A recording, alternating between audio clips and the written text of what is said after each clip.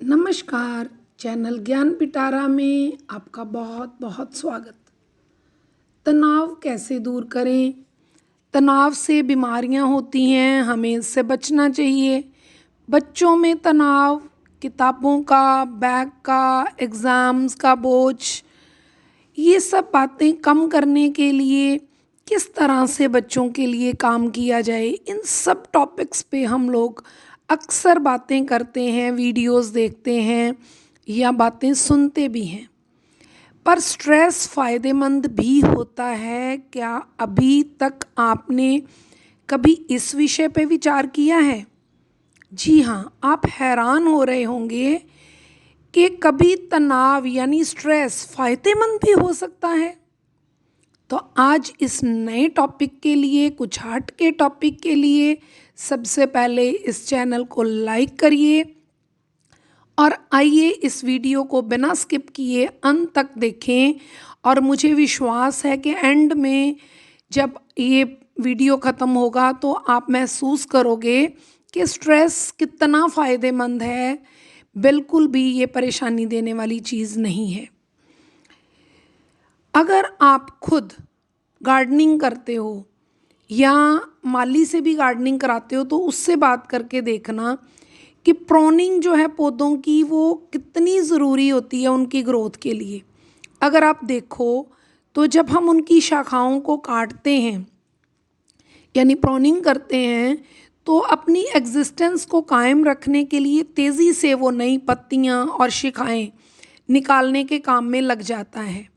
यानी हल्का सा स्ट्रेस भी जो है वो उसकी प्रोग्रेस की स्पीड को बढ़ा देता है। Same is in the case of life, मतलब life of human being. Take example of head of the family. अगर घर के खर्चे बढ़ने का स्ट्रेस हो तो फैमिली हेड एक्स्ट्रा अर्निंग के नए नए रास्ते खोजना शुरू कर देता है। घर में कोई मेहमान आना हो तो घर की लक्ष्मी यानी स्त्री को पता चल जाए तो वो उतने थोड़े से समय में नए नए पकवान बनाती है, घर की साफ़ सफाई करती है, पूरी डेकोरेशन भी हो जाती है। एग्ज़ाम्स की डेट शीट में जब कभी स्टूडेंट्स लाइफ में आप देखो कि एक दो छुट्टियां आती हैं तो उसके बाद पेपर हो तो भी बच्चे दिन रात एक करके सिलेबस रिवाइज कर लेते हैं।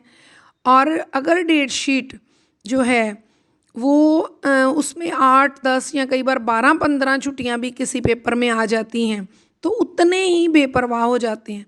और कई बार तो ये देखा गया कि लास्ट 3-4 दिन में ही वो सारा सिलेबस रिवाइज करते हैं या अपना काम ख़त्म करते हैं।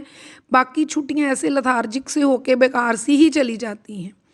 तो ये सारी एग्जाम्पल्स मेरा ये बताने का मतलब था कि ये इसी बात का सबूत है कि लाइफ में थोड़ा सा स्ट्रेस जो है वो भी बहुत ज़रूरी है। बस फ़र्क इतना है कि स्ट्रेस को कभी अपने ऊपर हावी मत होने दो। कभी भी ऐसा लगे कि स्ट्रेस आपके ऊपर हावी हो रहा है या ज़्यादा है तो ईश्वर के चरणों में बैठो और सारा स्ट्रेस वहाँ उड़ेल दो। और जब आप वहाँ से उठोगे तो आप बहुत हल्का महसूस करोगे। लाइफ बेहतर हो ये हम सभी चाहते हैं।